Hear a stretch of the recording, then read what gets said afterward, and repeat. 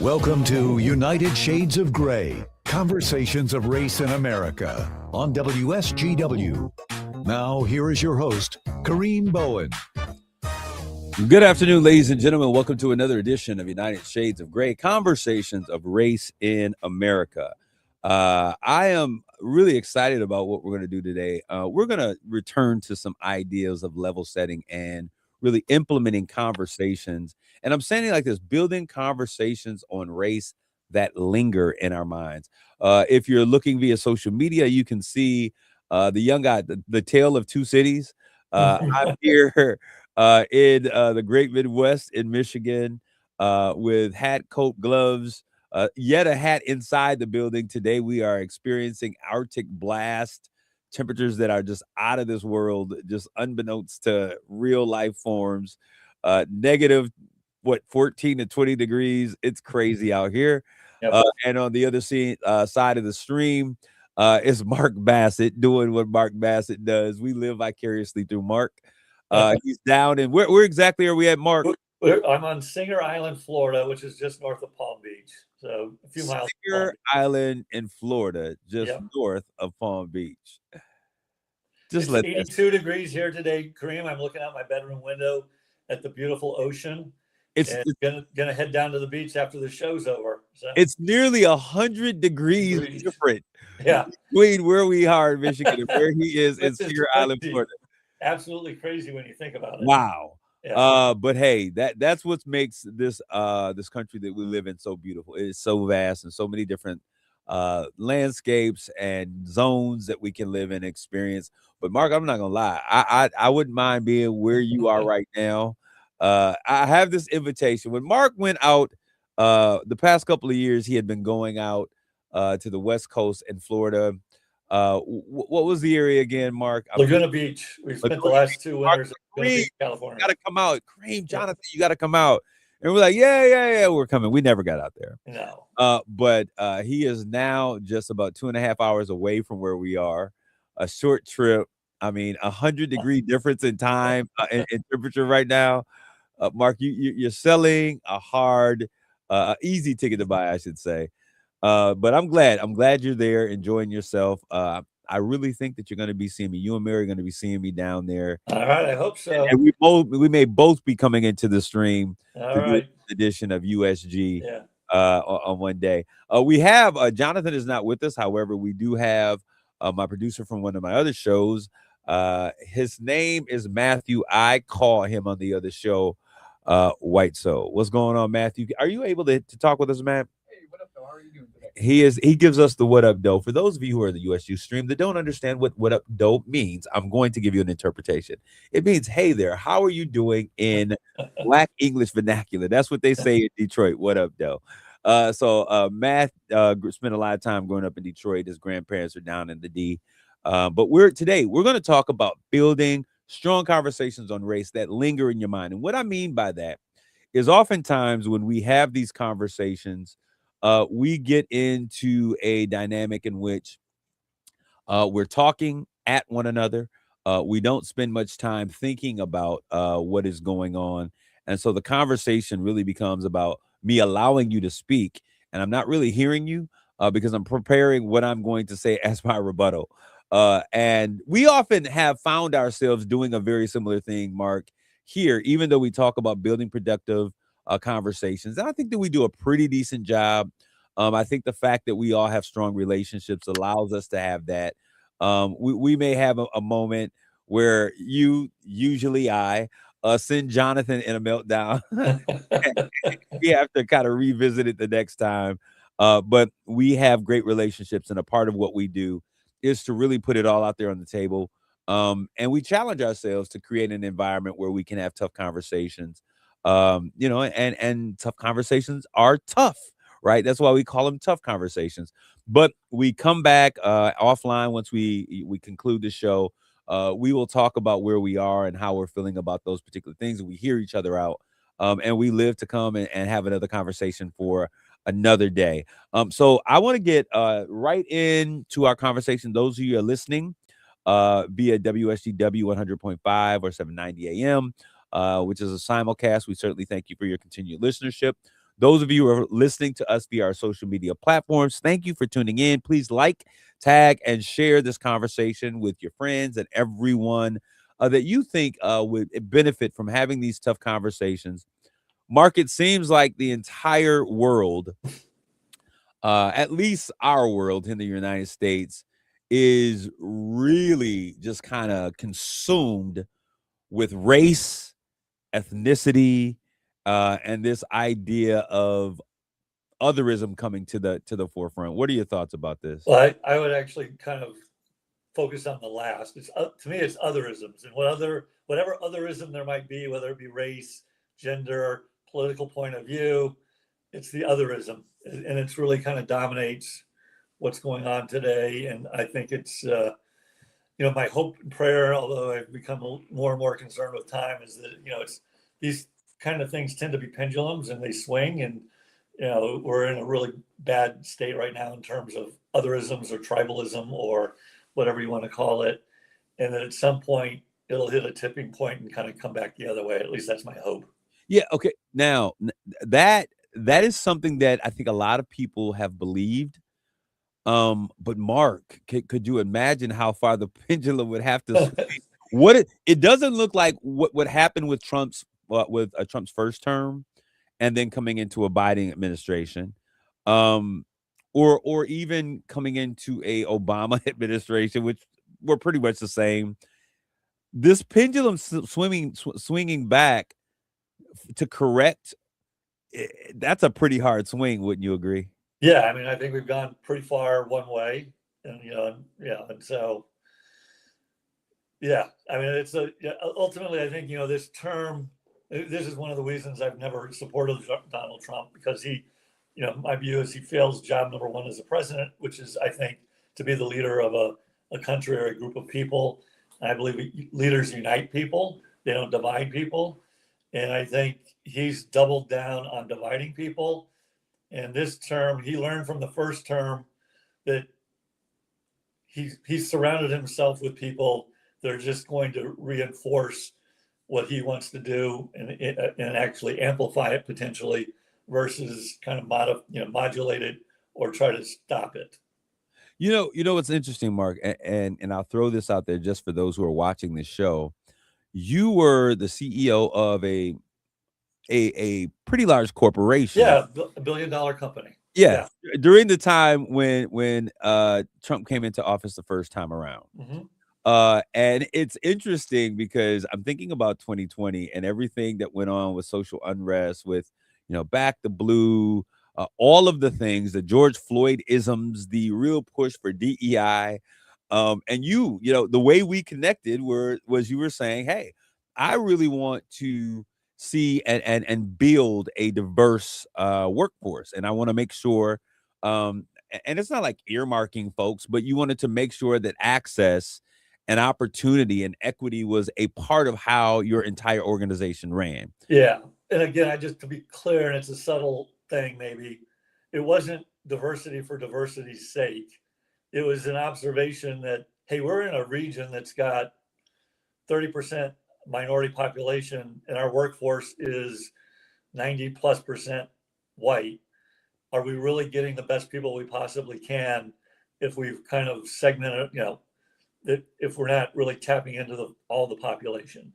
Yeah. And so there's a quest to understand, well, why is that, and what can we do to change that, so that a broader percentage of the population might be interested in working for our company.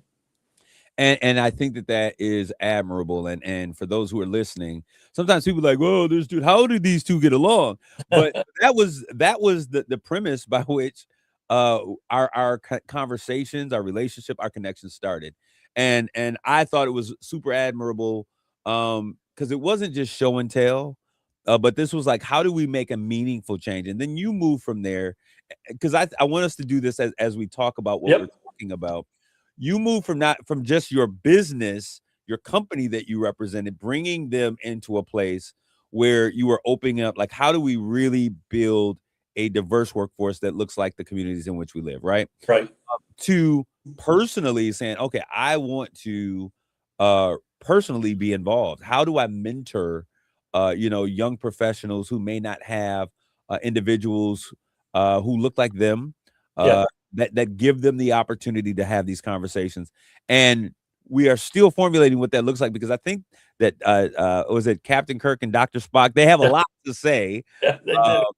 I'm Mark, still working on that. I haven't had as much success as I would have liked in that forum, but yes, I do. it's because I'm not pushing you. You got a I lot need of a you. deadline, frankly. When you're retired and you're going back and traveling all over the world, you need a deadline to kind of do something.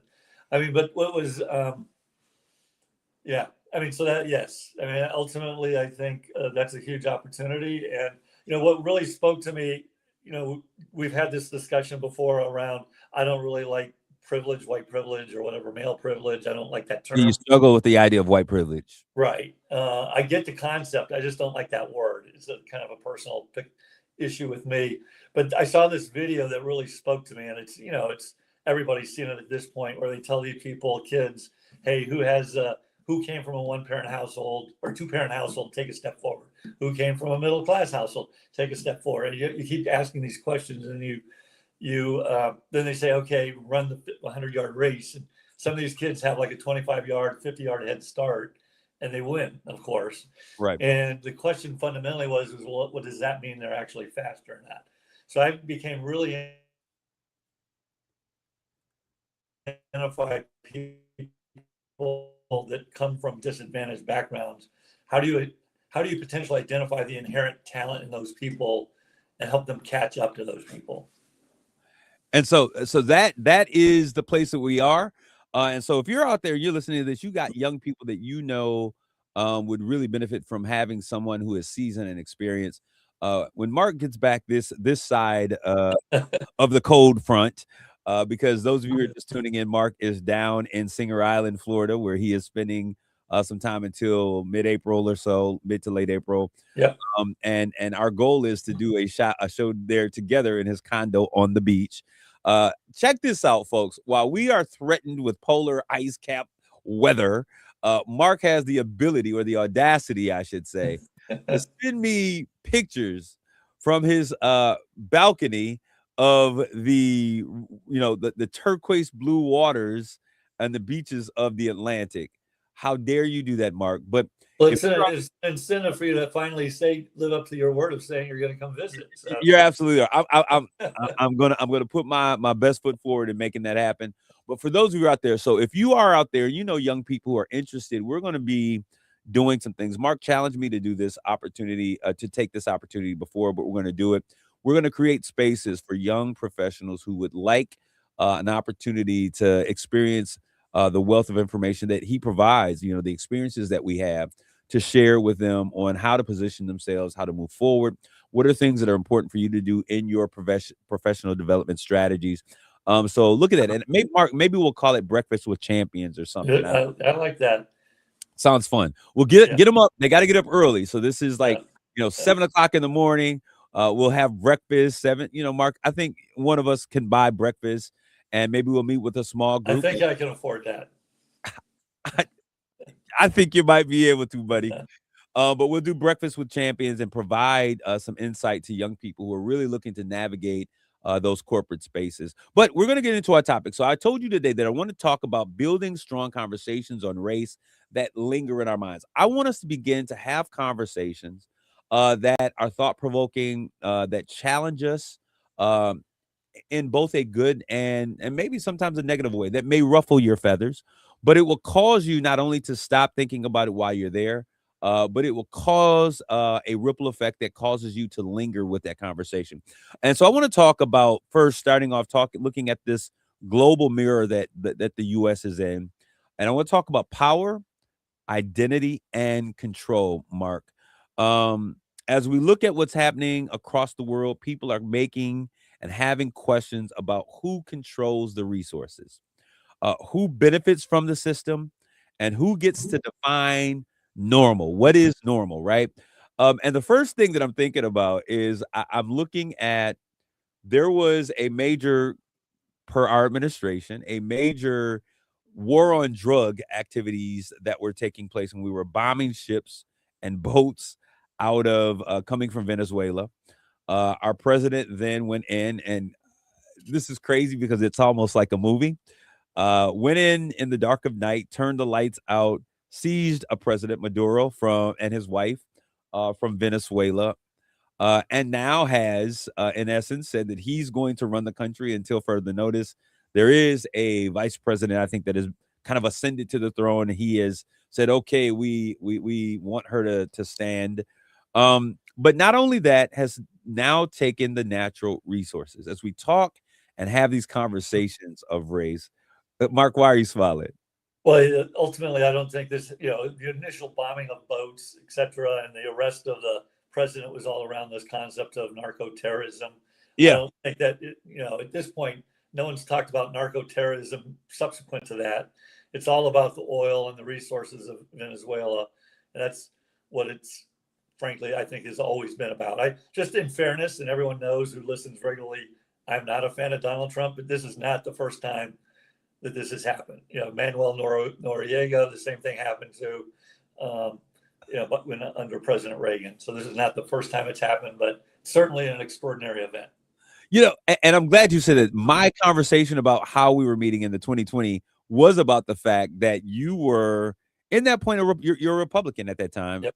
And you're, looking for this election, trying to figure out what's going on. Number 45 becomes the candidate at that point. And you were like, I can't vote for this guy because his values don't align with my values. Well, I didn't vote for him the first time. My fundamental decision was the first time I ended up voting for an independent because I couldn't, in good conscience, I didn't think vote for Hillary Clinton either. But then in my view, presidency was so bad, I felt like I couldn't waste my vote and vote for an independent. So despite the fact that I could have never envisioned myself in my whole life ever voting for a guy like Joe Biden, I voted to really as a protest against Donald Trump.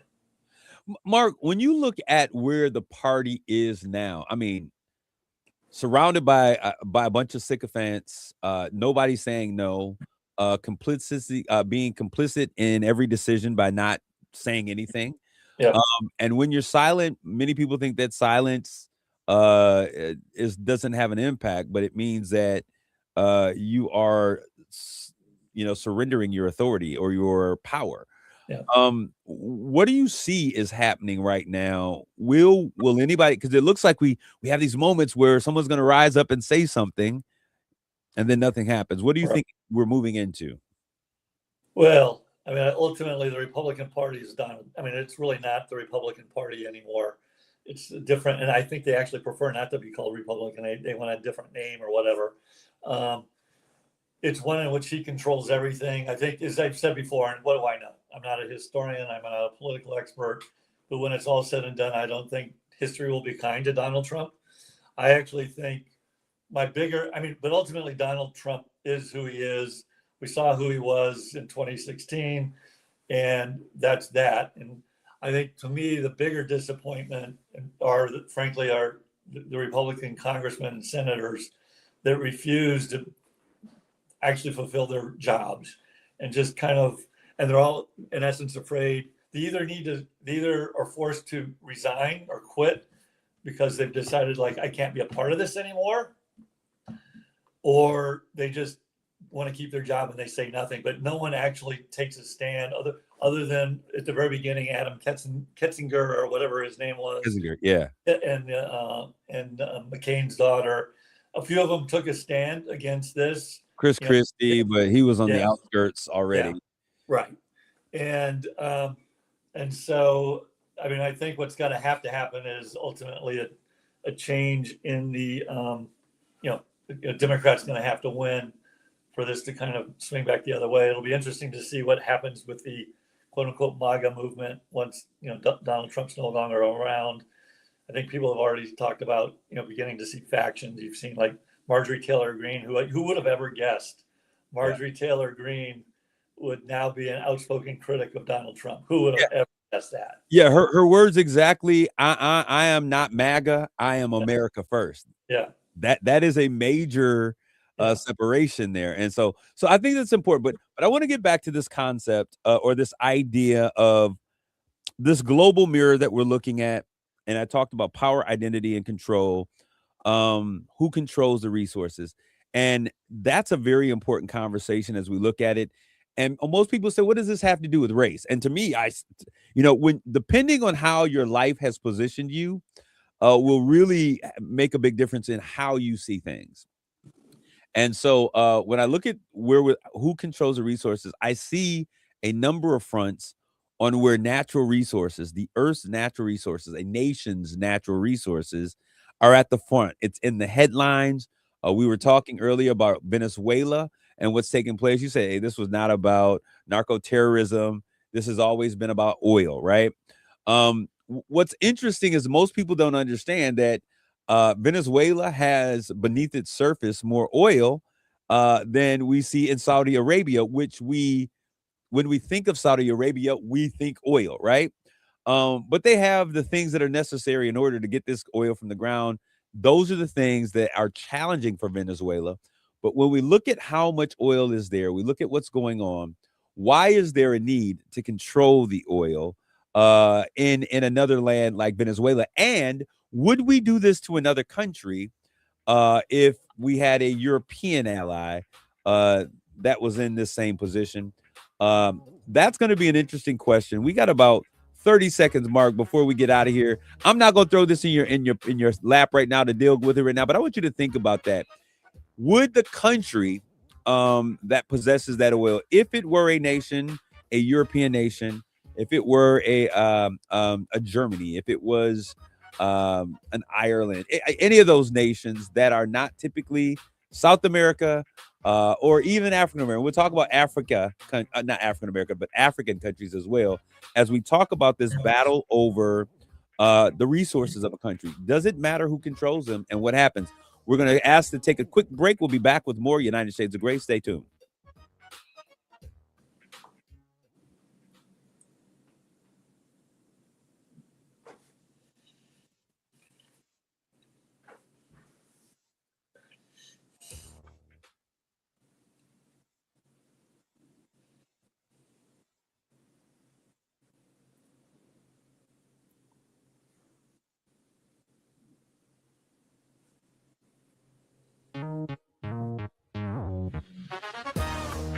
You're listening to United Shades of Gray on WSGW.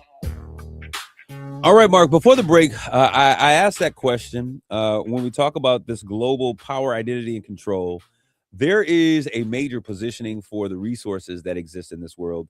We were talking about Venezuela. Would we have gone into a European country if narco-terrorism was a thing? Considering, why did we not do this in Mexico?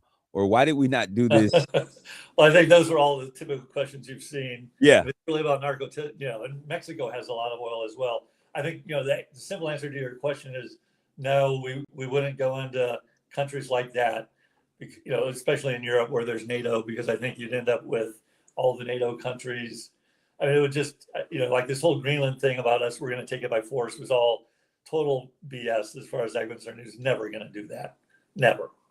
Yeah. Okay. So when I look at this and I think about this in my mind, Mark, as I read this and I read other things that are taking place around the world, as I look at this craziness about the U.S. looking to open up a base in northern African countries, it makes me feel, and this is just how I see things. Yep. When I look at how the U.S. has portrayed folks of brown and black skin, it makes me feel like what's happening in Venezuela is what do we call it? A rehearsal for what is possibly to happen.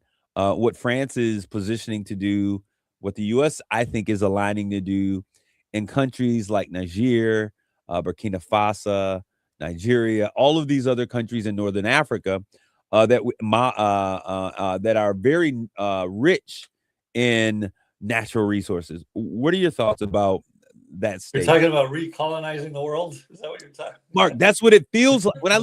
When we look at what's happening in the United States, we are literally by the way, again, so take for example China. Yeah. And so number one, why ultimately resources are extremely important. Natural resources are extremely important. Oil, lithium is another one. Batteries are going to become more and more important. China mines the vast majority of the world's lithium, but there's lithium that exists all over the world.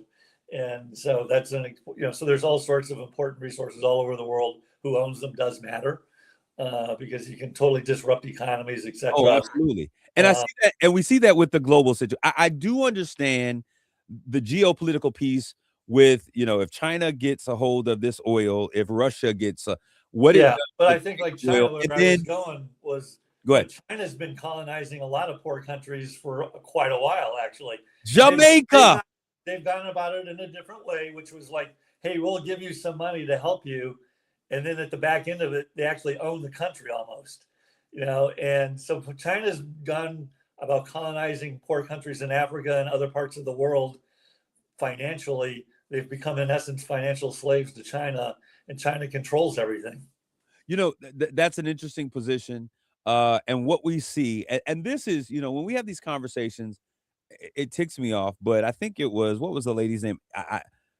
She used to work out a ton. Jillian Ann, what's her name? Jillian Michaels, Jillian Michaels. America's Biggest Loser. Yeah. Right. But she talked about the idea, well, white people only had a small percentage of slaves or whatever. Yeah. But they benefited from 100% of slavery is the thing. But she made that statement, and she was talking, and she made mention of the fact of how how African leadership was a party to this. And what we're seeing now is another example. It's a neo example of how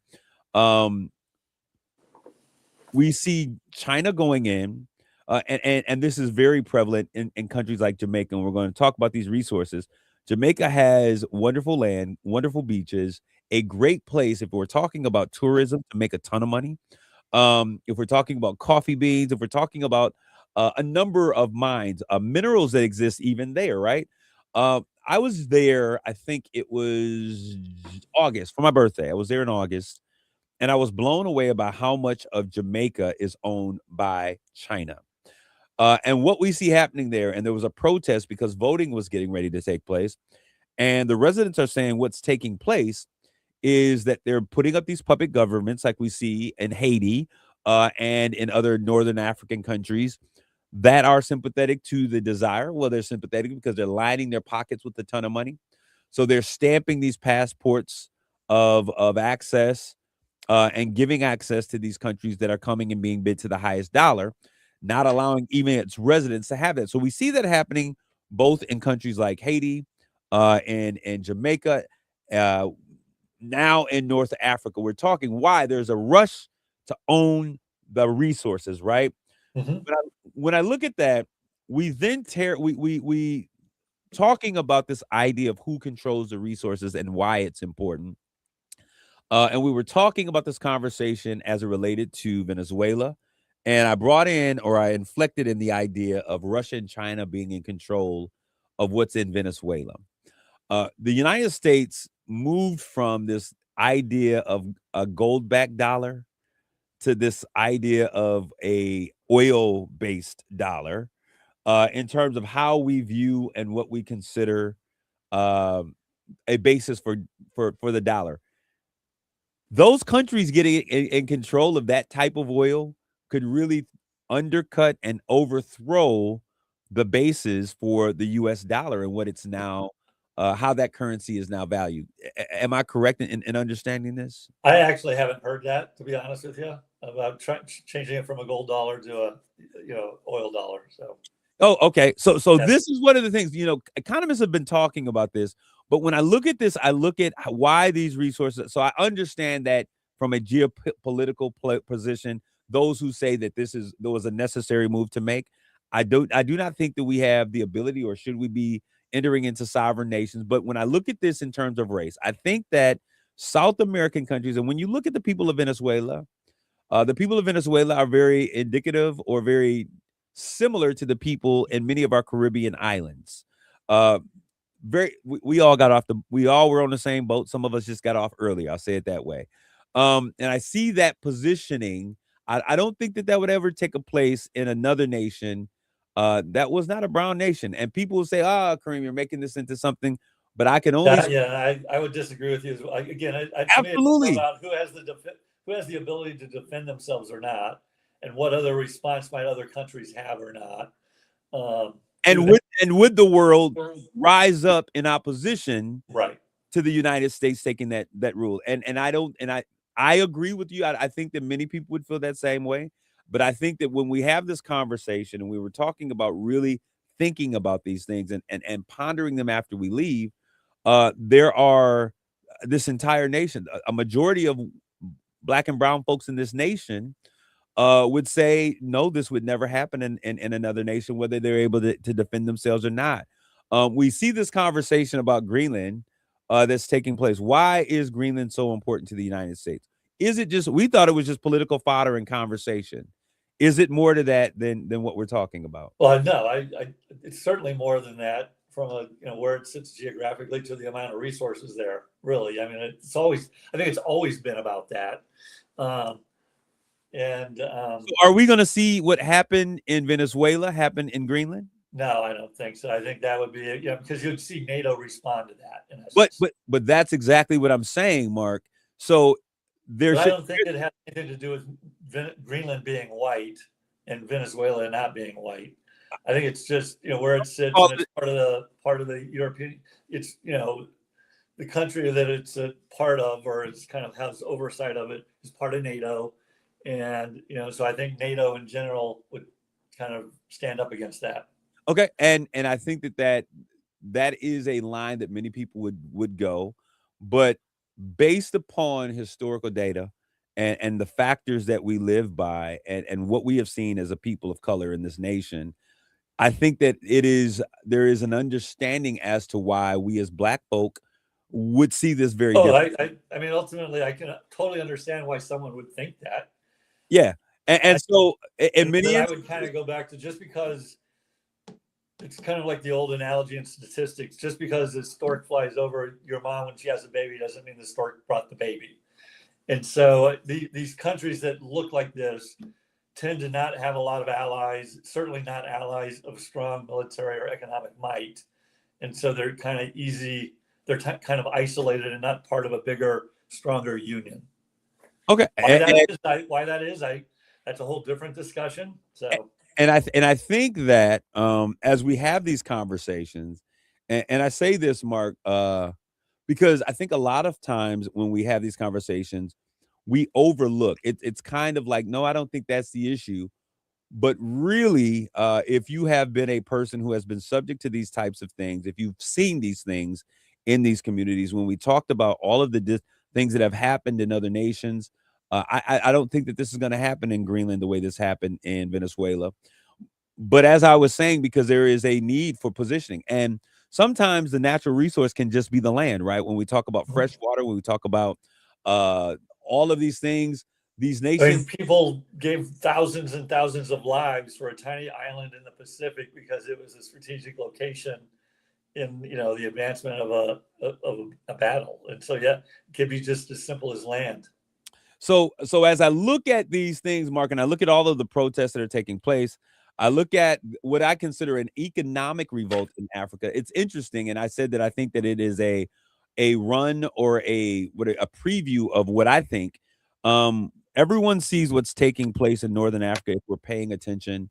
Their decolonization or their attempt to decolonize Africa.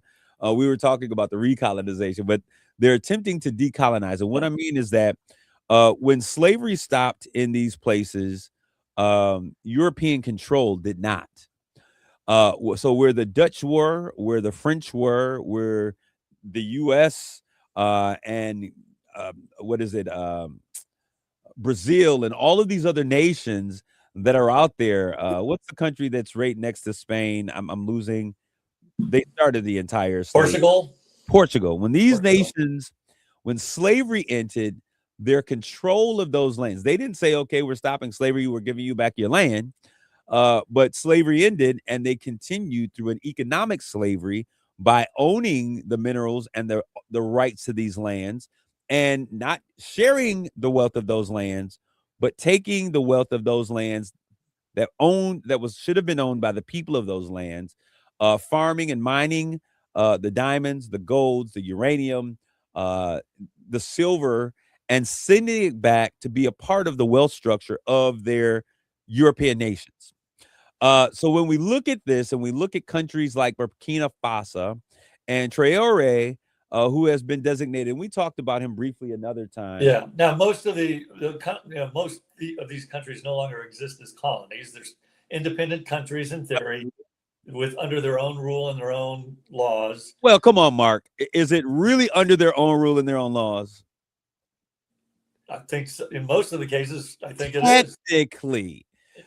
But there's no. Now the question is are they corrupt and are they controlled by somebody else? That's it. Question. Yeah. And so oftentimes, so even though France is leaving or and they're being kicked out, and we see all of these different things that are happening. We see the U.S. being put sanctions on who can come and who can go. What's interesting to me is that the depiction of what we see of Africa in the United States of America is we see, Sally Struthers in the 80s with the big bellies and the kids flying with, we see those outlying places, feed a hungry child, that there's no growth there is poverty and all of these things. But the reality is that Europeaners who are wealthy, they vacation in Africa. They do.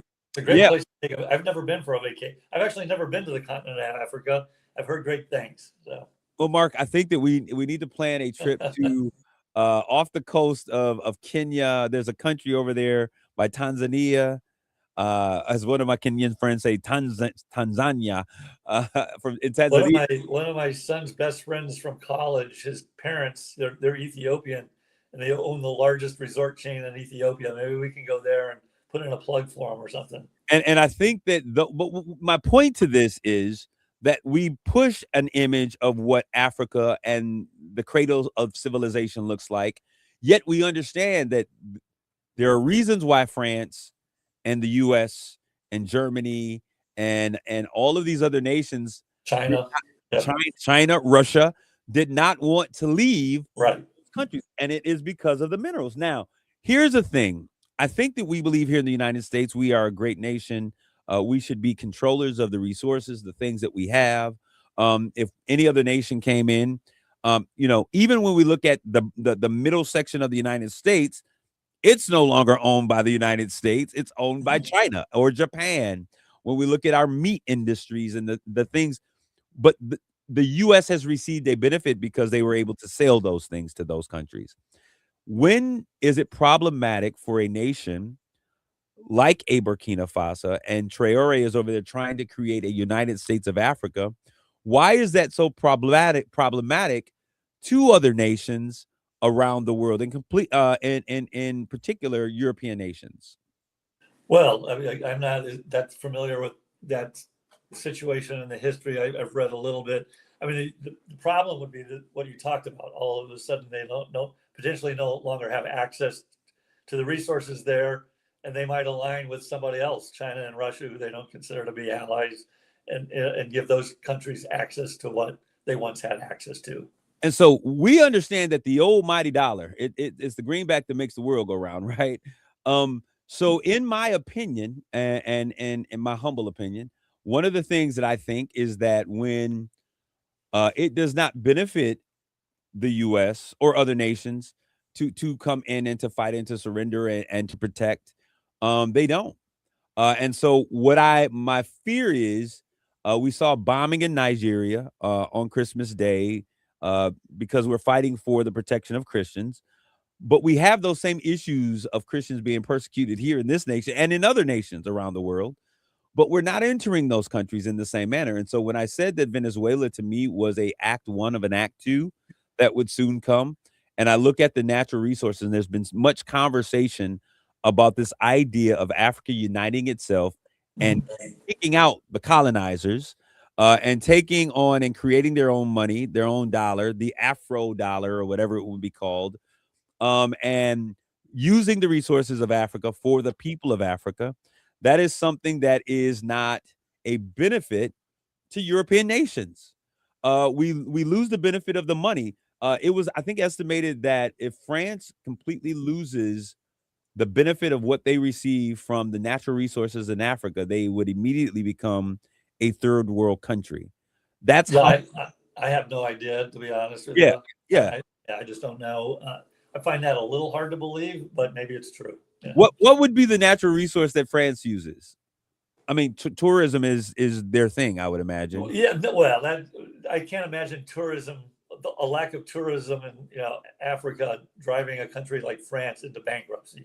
No, not tourism, natural resources. Yeah, So I don't know what natural resources France is getting from that region. I really don't. yeah, maybe I'll give, because I was reading through there and they were talking about how uranium, which powers, they were talking about gold and they were talking about silver. They also the issue of what was the other resource? I know oil was there, but these resources are quite valuable. There was a resource, but ultimately they have to. I mean, it's a few thoughts. Number one, it's a great idea. It's an aspirational vision. Yes, they can't get two of these countries hardly to agree with one another. Never mind, however many countries there are in Africa. That's what I'm talking about. And I actually believe, I mean, there's a bigger fundamental issue, which is a lot of these countries end up ultimately being run by, in essence, whether they are dictators or not dictators, and we complain about the concentration of wealth in our country.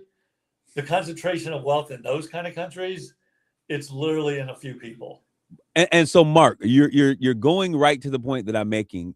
I think that Europe has a vested interest in the destabilization of real government in Africa, and they are, in essence, there was a plan that was started just recently of the assassination of the president of Burkina Faso. Mm-hmm. This individual was the former leader of Burkina Faso, who is heavily backed by France.